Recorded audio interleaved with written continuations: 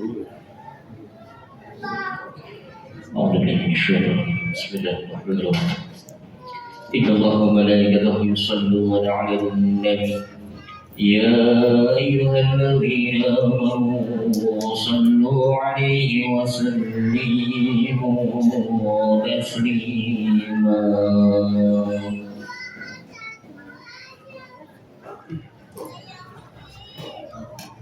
السلام عليكم ورحمة الله وبركاته.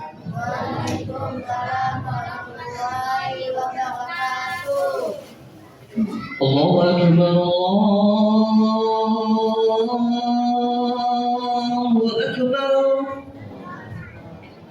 الله أكبر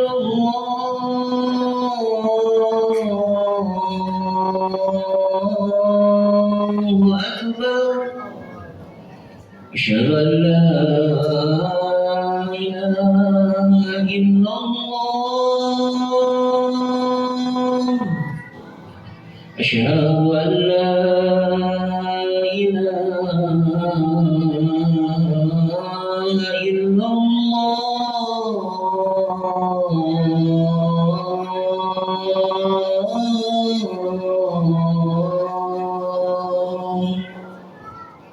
أشهد أن محمدا رسول الله أشهد أن محمدا رسول الله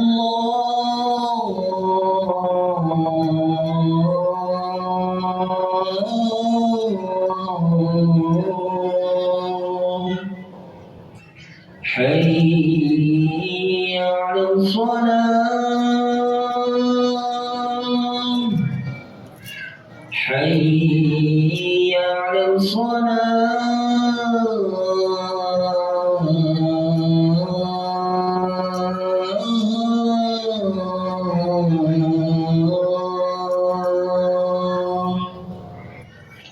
حي على الفلاح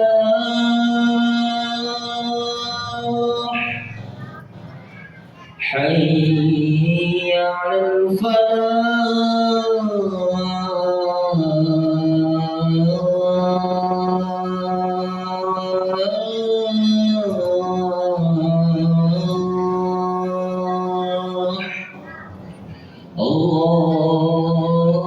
الله أكبر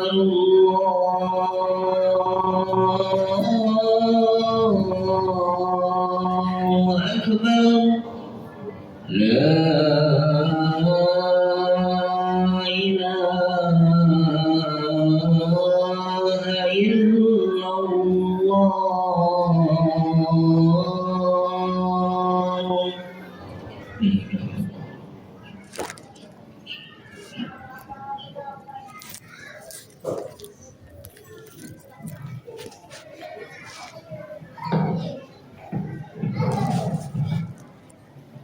الحمد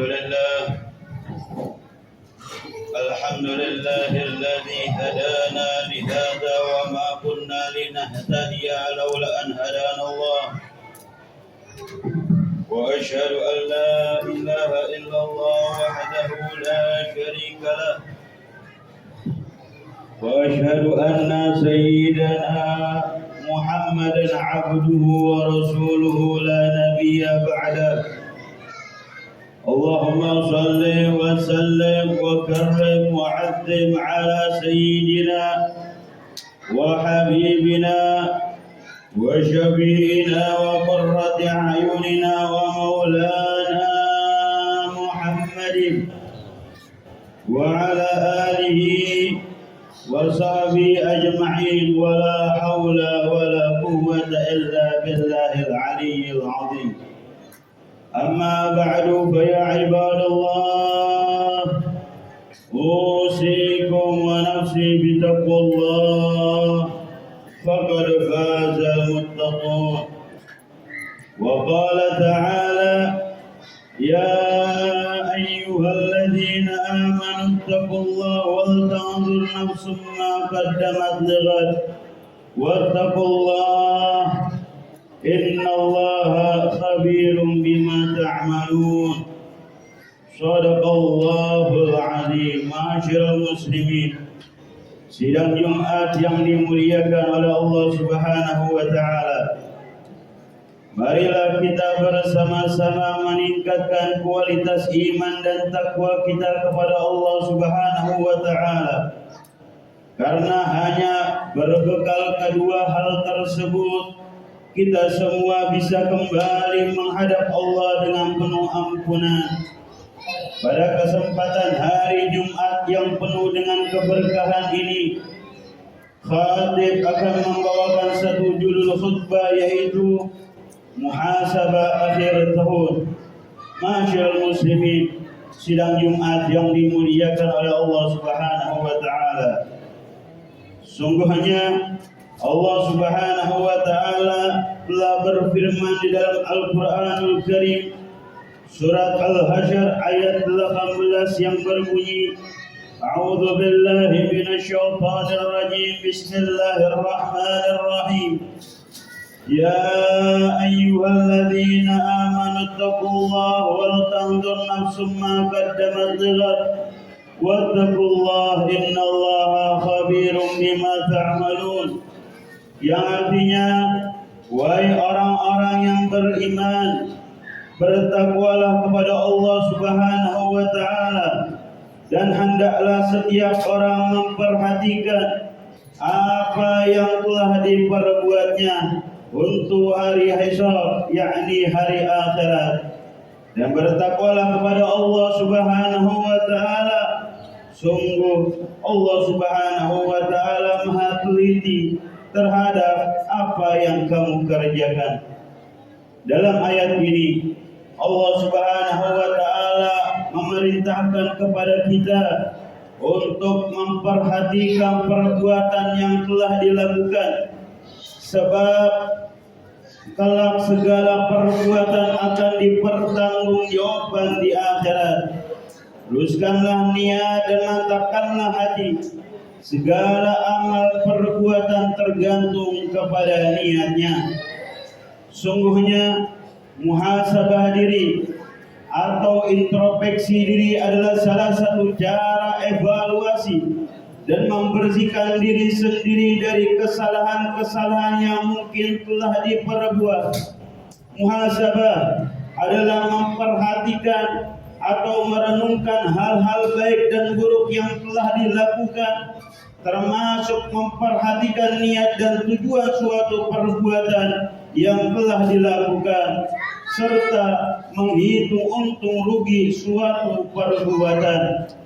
Muhasabah diidentikan dengan menilai diri sendiri, mengevaluasi atau introspeksi diri dengan mengacu kepada Al-Quran dan hadis Nabi sebagai dasar penilaian, bukan berdasarkan keinginan diri sendiri. Muhasabah adalah salah satu cara untuk memperbaiki hati, melatih, mensucikan, dan membersihkannya. Sebagai gambaran, hitunglah dosa-dosa dan kesalahan-kesalahan yang pernah kita perbuat selama ini. Ingat-ingatlah seberapa sering kita membuat orang tua menangis karena sedih. Seberapa banyak hak orang lain yang pernah kita ambil. Seberapa sering kita mencaci orang lain. Seberapa sering kita menghina, melecehkan saudara-saudara kita. Seberapa tinggi tingkat ujub kita. Seberapa banyak ibadah-ibadah yang kita lakukan karena mengharap pujian manusia. Seberapa banyak sedekah kita karena mengharap untuk dilihat manusia. Ma'asyiral muslimin, sidang Jumat yang dimuliakan oleh Allah Subhanahu wa taala. Boleh jadi di tahun ini hati kita masih punya kebencian dengan saudara-saudara semuslim, bahkan keluarga dan kerabat-kerabat kita. Boleh jadi di tahun ini saudara kita masih banyak kekurangan di sana sini. Boleh jadi di tahun ini sedikit tidak kita membaca Al-Quranul Karim. Boleh jadi dosa saldo kita jauh lebih banyak ketimbang kebaikan-kebaikan yang seharusnya jauh lebih banyak kita lakukan. Masyaallah muslimin, sidang Jumat yang dimuliakan oleh Allah, hitunglah semua dosa-dosa kita kepada Allah Subhanahu wa taala dan bertobatlah.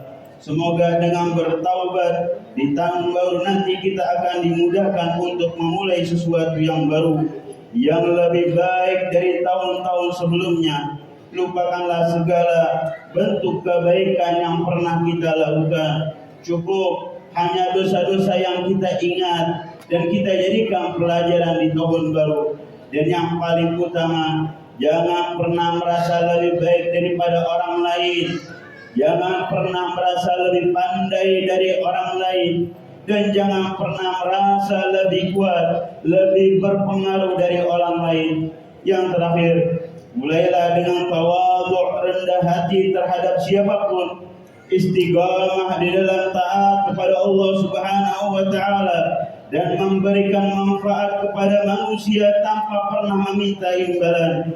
Jangan lupa, sebaik-baiknya manusia adalah orang yang paling bermanfaat bagi orang lain. Ditunggu kehadirannya dan dinanti kebaikan-kebaikannya, dirindukan kepergiannya. Demikianlah khutbah yang singkat ini. Semoga kita semua selalu berintrospeksi diri di dalam menapaki kehidupan yang serba sementara ini.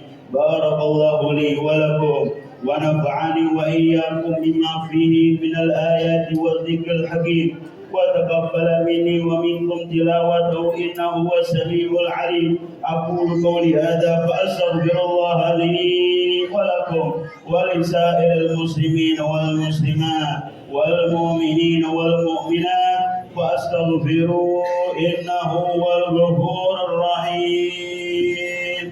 Allahumma salli ala sayyidina Muhammad wa ala ali sayyidina Muhammad.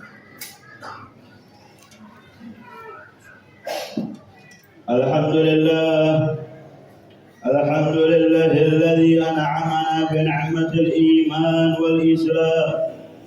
ونصلي ونسلم على خير الأنام سيدنا ومولانا محمد وعلى آله وصحبه أجمعين. أشهد أن لا إله إلا الله وحده لا شريك له وأشهد أن سيدنا محمدا عبده ورسوله لا نبي بعده. اللهم صل وسلم وكرم وعظم على سيدنا ومولانا محمد وعلى آله وصحبه أجمعين. أما بعد، فيا عباد الله، أوصيكم ونفسي بتقوى الله، فقد فاز المتقون. وقال تعالى: يا أيها الذين آمنوا اتقوا الله حق تقاته ولا تموتن إلا وأنتم مسلمون. إن الله وملائكته يصلون على النبي يا أيها الذين آمنوا صلوا عليه وسلموا تسليما. اللهم اغفر للمؤمنين والمؤمنات والمسلمين والمسلمات الأحياء منهم والأموات. اللهم أعز الإسلام والمسلمين وأذل الشرك والمشركين وانصر عبادك الموحدين وانصر من نصر الدين واخذل من خذل المسلمين ودمر أعداء الدين وعلي كلمتك إلى يوم الدين يا خير الناصرين. اللهم ادفع عنا البلاء والوباء والزلازل والمهن وسوء الفتنة والمهن ما ظهر منها وما بطن عن بلدنا إندونيسيا خاصة وسائر البلدان المسلمين عامة يا رب العالمين. ربنا آتنا في الدنيا حسنة وفي الآخرة حسنة وقنا عذاب النار. عباد الله، إن الله يأمركم بالعدل والإحسان وإيتاء ذي القربى وينهى عن الفحشاء والمنكر والبغي يعظكم لعلكم تذكرون. فاذكروا الله العظيم يذكركم واسألوا من فضله يعطيكم واشكروا من نعمه يزدكم ولذكر الله أكبر. أقيموا الصلاة. الله أكبر الله أكبر أشهد أن لا إله إلا الله أشهد أن محمدا رسول الله حي على الصلاة حي على الفلاح قد قامت الصلاة قد قامت الصلاة الله أكبر لا إله إلا الله لا إله إلا الله محمد رسول الله صلى الله عليه وسلم